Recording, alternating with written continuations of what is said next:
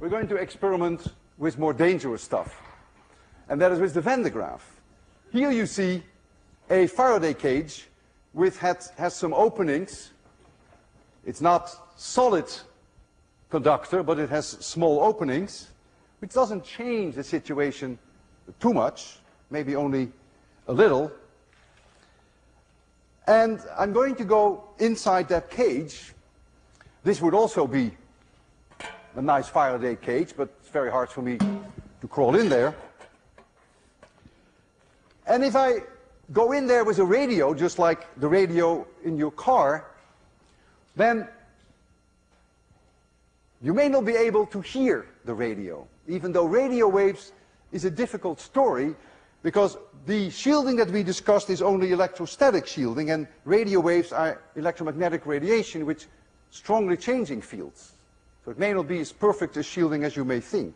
But we all know if someone breaks off the antenna of your car, which happens in Cambridge all the time, you have no reception inside, because your car is a Faraday cage. And so what I will do, I will go into the cage. I will first show you that when we charge that cage, that we bring it up to a few 100,000 volts. I'll just hold some tinsel in my hand to convince you that, yes, indeed, this cage will be charged by the Van de Graaff, provided there is contact here. And we'll see that, yes, Marcos, give me the full blast. Let's just look at the tinsel. You see this tinsel clearly indicates, like an electroscope, that I'm being charged now. So I'll jump off. If you can discharge. Then I will go inside. I will have the tinsel with me. So I will show you that inside there, when they charge that cage, that the tinsels will not spread out. And I will bring with me this wonderful radio. And so the woman who opposes embalming as a suspect is a murderer. I didn't plan that, believe me. Catherine Padilla, grandmother of 10, denies the charges and tells a reporter she's not, quote, an assassin. I'll first go in without any charge. So don't do anything. She's 55 and she's formed what she calls her own medicine. Nothing. I'm shielded. However, there is a problem. You can still hear me. And I'm wearing a transmitter. And the receiver is somewhere outside this box. So why can you still hear me?